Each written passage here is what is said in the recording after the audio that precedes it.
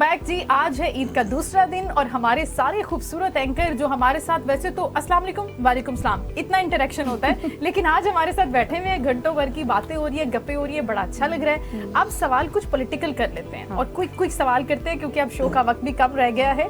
तो साजिद, सबसे ज्यादा पसंदीदा फेवरेट सियासतदान कौन है आपका? अच्छा, मैंने जो है ना, जब अपने होश संभाला और जब मैंने देखा कि मुल्क के अंदर तरक्याती काम, हमारी आसानियाँ और आवाम के लिए मसाइल का हल देखने की अगर बात की जाए तो मैं पसंद तो अपनी अपनी होती है भाई। मुझे देखकर अंदाज़ा हुआ और आम आदमी उनके दौरे हुकूमत में कितना ज़्यादा खुशहाल रहा और टेंशन फ्री रहा, लोड शेडिंग से निजात मिली, दहशतगर्दी खत्म हुई। तो मियां नवाज शरीफ का नाम जहन में आता है, सबसे ज्यादा सड़कें बनी, जो बातें हैं। और मैंने खुद जब आप अंदाज़ा लगाते हैं कि एक ज़माने के अंदर जब 2008 से 13 के दरमियान पीपल्स पार्टी की हुकूमत थी, उसके अंदर भी काम हुए, लेकिन मियां नवाज शरीफ साहब के आने के बाद गो के उनको पूरी मुद्दत पूरी नहीं करनी दी, लेकिन बहुत सी चीज़ें जो हल तलब थी उनको हल किया था। और मैंने खुद अपनी आंखों से देखा, थोड़ा बहुत 97-99 के दरमियान जो उनका पीरियड था, थोड़ा बहुत कुछ धुंधला सा याद है, लेकिन उस वक्त भी लोग काफ़ी मुतमईन थे। लेकिन कंपैरेटिवली आपके फेवरेट सियासतदान ये हैं। ठीक है इरफान, आप हमें बताइए कौन से सियासतदान आपके फेवरेट? देखिए, किसी एक जमात के किसी एक शख्स को कहना बड़ा मुश्किल है। हर जमात में बहुत अच्छे लोग हैं, बहुत जहाँ मुतनाज़ा लोग मौजूद हैं, बहुत अच्छे लोग हैं। मैं अगर पीपल्स पार्टी की बात कर लूँ तो को चेयरमैन आसिफ अली जरदारी साहब एक ज़हीन ज़ीरक सियासतदान है। मतलब उनका सख्त मुखालिफ भी उनकी तारीफ करने पे मजबूर होता है कि आला ज़र्फ़ है, मुफ़ाहमत का बादशाह है, माफ़ करने की सलाहियत है उनमें। इसी तरह नून लीग का अगर जिक्र करें तो ख्वाजा साद रफ़ीक हैं, ख्वाजा आसिफ साहब हैं, एहसन इकबाल साहब हैं, बड़े काबिल लोग हैं, इन्होंने बड़ा अच्छा काम किया है। और ये वो शख्सियात हैं जिनके मुखालिफिन भी गो के कैमरे पे ना बोलें, लेकिन ऑफ द रिकॉर्ड कहते हैं कि यार मरियम नवाज के बारे में क्या ख्याल है? आज मरियम नवाज साहिबा से हमारी तवक्को के बिल्कुल बरअक्स साबित हुई। मतलब मैं ये तवक्को नहीं कर रहा। समझते थे और क्या साबित हुई बताएं? हम ये तवक्को करते थे कि जिसने जिंदगी में कभी कोई जिम्मेदारी ना ली हो, शायद वो ये इतनी बड़ी, देखिए ना 52% आबादी पाकिस्तान के पंजाब के अंदर है, तो आधा पाकिस्तान है वो, उसको उसकी पूरी एडमिनिस्ट्रेशन का जिम्मा ले लेना, हमें लगता था कि ये बड़ा मुश्किल होगा इनके लिए। जब नया नया संभाला तो हमें ये लग रहा था कि ये फैसला शायद अच्छा साबित ना हो, जिस तरह पीटीआई के दौर में अच्छा साबित नहीं हुआ था। लेकिन मरियम नवाज साहिबा ने जो 1 साल के अंदर जो कुछ साबित किया, इसी तरह पाकिस्तान तहरीक इंसाफ में बैरिस्टर गौहर साहब, मुझे लगा कि पीटीआई से आपको कोई भी पसंद नहीं होगा। नहीं, बैरिस्टर गौहर साहब बहुत तहम्मुल मिजाज आदमी है, बहुत तमीज़ के दायरे में रह के बात करते हैं। इख्तलाफ राय भी करेंगे तो मुअद्दब होता है उनका इख्तलाफ राय, महज़्ज़ब होता है। और जरा कराची का भी बता दें, कराची में कोई सियासतदान किसी जमात का पसंद हो?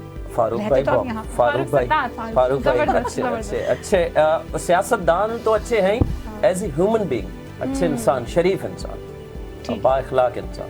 शाहरुख, आप बताइए। अच्छा, बतौर सहाफ़ी हम किसी को पसंद और नापसंद हमारे लिए तो मैटर नहीं करती, क्योंकि हम बाइस नहीं हो सकते किसी के टूवर्ड्स। और अवामी खिदमत के हवाले से चंद नाम है जो कि अवाम भी उनको लाइक करती है, क्योंकि हम वो रिपोर्ट करते हैं जो चीज़ अवाम के लिए जो है वो बेहतर हो, और हम बाइस नहीं हो सकते किसी के लिए। मगर हम बात करें बानी MQM, तो लोग उनको भी फॉलो करते हैं, उनकी भी एक बहुत बड़ी फॉलोइंग है। उसी के साथ साथ बानी PTI, उनकी भी बहुत बड़ी फॉलोइंग है, और जरदारी साहब, उनकी भी बहुत बड़ी फॉलोइंग है। मगर अगर यूथ के हवाले से देखा जाए ना, तो मैं प्रेफर करूँगा बिलावल भुट्टो जरदारी, जिनका विजन बहुत स्ट्रॉन्ग है आने वाले वक्तों के लिए, और वो विजनरी बेसिकली वो लीडर हैं।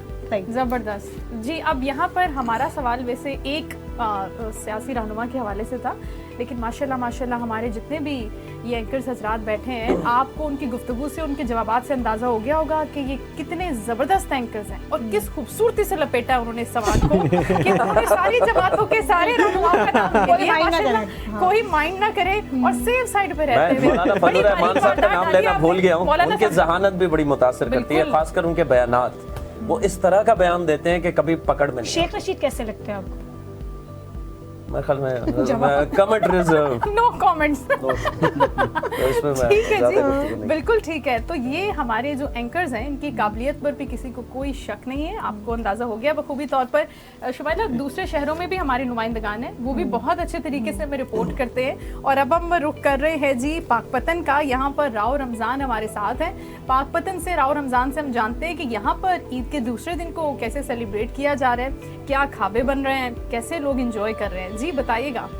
दूसरे शहरों की तरह पाकपतन में भी फरजांदान इस्लाम सुबह सुबह ईद की नमाज की अदायगी के बाद सुनते इब्राहिमी की याद को ताज़ा करते हुए अपने कीमती और खूबसूरत जानवर अल्लाह की राह में कुर्बान कर रहे हैं। इसके साथ साथ बच्चों में भी खुशी और गम के मिले जुले तासुरात देखने को मिल रहे हैं। जहां वो रंग बिरंगे कपड़े पहनकर ईद की खुशियां मना रहे हैं, तो वहीं घर के बड़े अपने पसंदीदा जानवर जिन्हें उनसे लगाव था अल्लाह की राह में कुर्बान करते हुए दिखाई दे रहे हैं। खवातीन किचन में नित नए पकवान तैयार करने में मसरूफ हैं। इसी मौके पर ज़िले इंतजामिया भी मुतहरक दिखाई दे रही है। जगह जगह लाशों के ढेरों को बरवक्त ठिकाने लगाया जा रहा है ताकि माहौल को साफ सुथरा रखा जाए और ताफुन न फैले। अगर बात की जाए सिक्योरिटी के हवाले से तो पुलिस की जानिब से फुल प्रूफ इंतजाम किए गए हैं। रेस्क्यू 1112 की टीमें भी हंगामी सूरत हाल से निपटने के लिए मुतहरक दिखाई दे रही हैं। जी, राव रमजान ने हमें बताया कि किस तरह से ईद का दूसरा दिन सेलिब्रेट किया जा रहा है। और शाइस्ता, हमने ईद की बात की, खानों की बात की, पसंद नापसंद की बात की, कौन से सियासतदान पसंद है नहीं पसंद है, लेकिन इसके अलावा एक सवाल मैं और पूछना चाहूंगी इरफान आपसे। हमें ये बताएं कि अगर आपको हम कहें कि आपने एक फिल्म करनी है तो कौन सी हीरोइन जिसके साथ आप काम करना चाहेंगे? ऑप्शंस दे दें? ऑप्शंस चाहिए आपने? ऑप्शंस दे दीजिए। माहिरा खान, महविश हयात, सबा कमर, इन तीनों में से किसका आप नाम सिलेक्ट करेंगे? फिल्म दे दें बस, अकेले कोई भी हो। इनमें से कोई फिल्म करेंगे आप? नहीं, वो कह रहे हैं इन तीनों में से कोई भी हो, ठीक है, बस होनी चाहिए। होनी चाहिए। होगी जरूर होगी। सांस चलनी चाहिए जो भी उब्रो होने के साथ साथ अच्छी माशाल्लाह कि एक्ट्रेस है। ये तीनों टॉप नॉच अदाकार मेरे हैं। ख्याल से तीनों इनको दे देते हैं। तीनों आपको दे देते हैं? तीनों आपको दे देते हैं। शाहरुख, एक हीरो 3 हीरोइंस। शाहरुख आप तीनों में बताएं। आपने ऑप्शन कौन कौन से दिए? मैं माहिरा इरफान भाई खान, की बात में भूल गया। माहिरा खान, सबा कमर, महविश हयात। सबा कमर, क्योंकि वो वर्सेटाइल एक्टर है माशाल्लाह, तो जबरदस्त। उसको जो है ना वो पिक करूंगा, और अच्छी एक्ट्रेस है वो। बेशक। शांत कह रहे हो ना, तो पूछ लिया कि वो मनन, हाँ, वो मानेगी। ये बात की बात है। वो मानेगी, क्यों नहीं मानेगी? हम अपना सवाल करते हैं। साजिद, मैं वैसे मेरी जो फेवरेट एक्टर थी वो तो चल बस वो कमरे मसीह के नहीं, तरफ। Oh my God। Sarwat Gilani मुझे बहुत पसंद थी। हाँ। तो पुराने ड्रामे देखने का बड़ा एक वो होता था पीटीवी के ऊपर, और जिस तरह का माहौल बना हुआ होता था ड्रामों का कि रोड सुनसान, वो हमने अपनी आंखों से देखे और बताया है कि किस तरह की सूरत हाल होती थी। एक ड्रामा हफ्ते में एक दिन आता था। अभी तो ड्रामों की किस्तों की लाइन लगी हुई होती है ना, रोजाना के हिसाब से आ रहा होता है। तो 50 मिनट का एक ड्रामा होता था 8 बजे से 9 बजे के दरमियान। मैंने खुद देखा है। उज़मा गिलानी हुई, बहुत अच्छी अदाकारा। बहुत से ऐसे पाकिस्तान के एक्ट्रेसेस हैं जो जिनके साथ मुझे ख्वाहिश थी।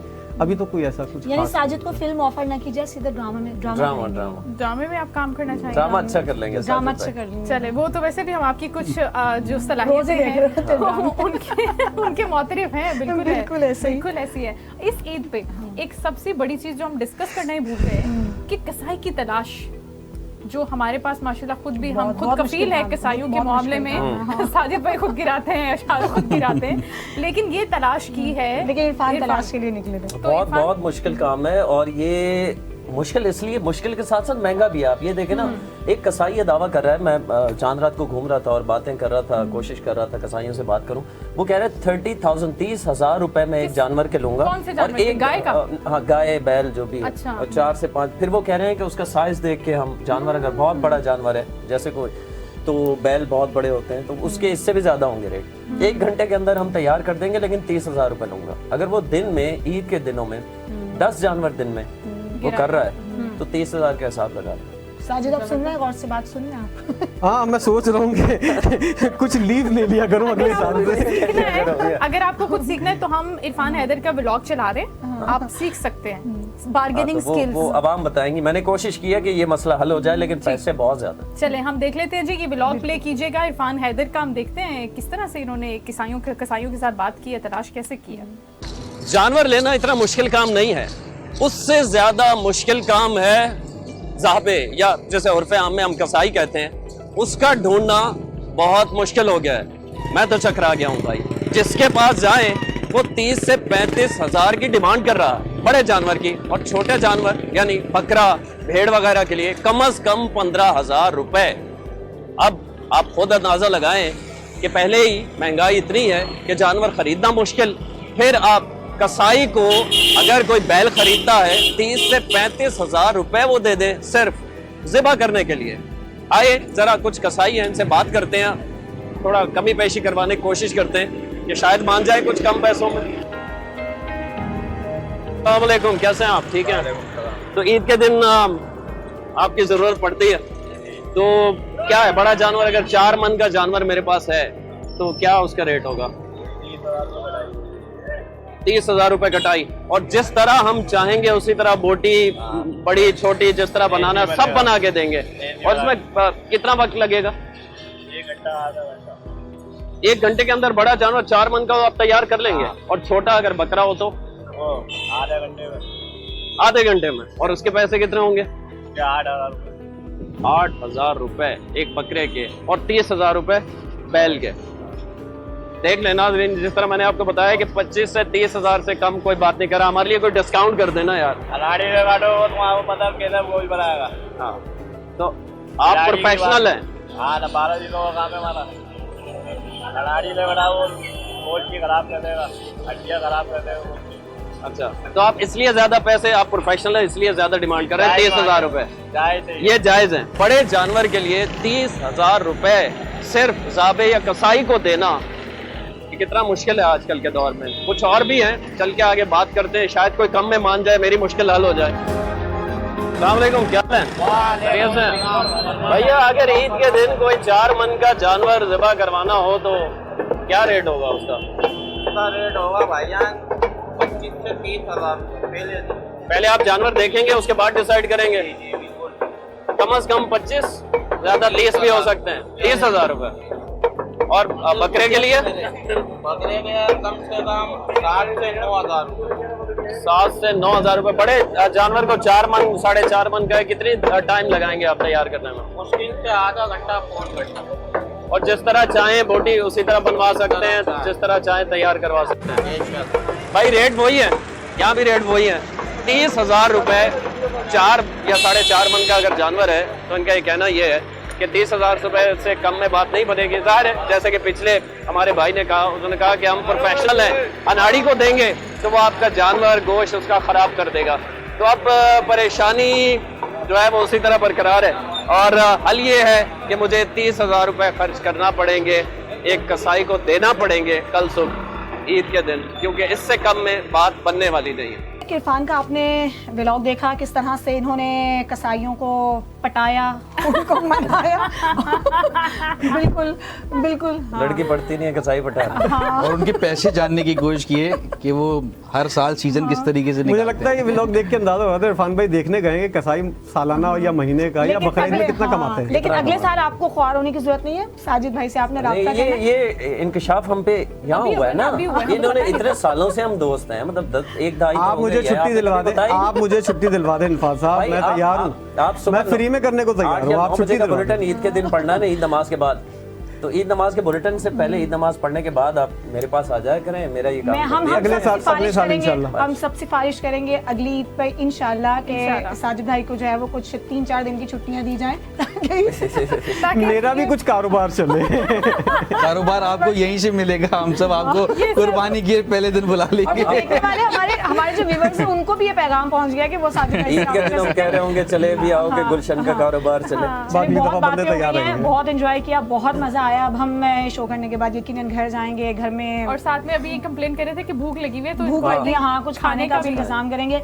साजिद आपका बहुत शुक्रिया, इरफान आपका बहुत शुक्रिया, शाहरुख आपका बहुत शुक्रिया, शाइस्ता आपका तो बहुत ही शुक्रिया। Thank you so much Shumaila, बहुत अच्छा लगा आपके साथ ईद के दिनों में, और इतने अच्छे लम्हात हमें जो गुजारने को मिलते हैं, यकीन करें इससे हमारा माइंड भी फ्रेश हो जाता है। वो जो एक स्ट्रेसफुल एनवायरनमेंट होता है और भाग दौड़ लगी होती है, एक के बाद एक चीज बैक टू बैक चीजें चल रही होती हैं, तो ऐसे में हमारे इन दोस्तों से हमारी बात नहीं होती। आपको लगता है कि हमारी बड़ी कॉन्वर्सेशंस होती हैं, ऐसा होता नहीं है। तो उम्मीद करते हैं कि आपको हमारा ईद का शो पसंद आया होगा, और इसके साथ ही आपने बहुत एतदाल से खाना है। मैसेज ये है, बहुत तरीके से खाना है, क्योंकि ये ना हो कि फिर इसके बाद आपके अस्पतालों के चक्कर लग रहे हो। टूट नहीं पड़ना खाने पे। बिल्कुल। ये गोश्त आपके घर में ही है। तो आप जरा तरीके से खाएं, ये हमारा मैसेज है। और एक मरतबा फिर एनटीएन की जानिब से, हमारी पूरी टीम की जानिब से, एंकर्स की जानिब से आप सबको ईद उल अजहा की ढेरों खुशियां मुबारक हो। अल्लाह हाफिज। अल्लाह हाफिज।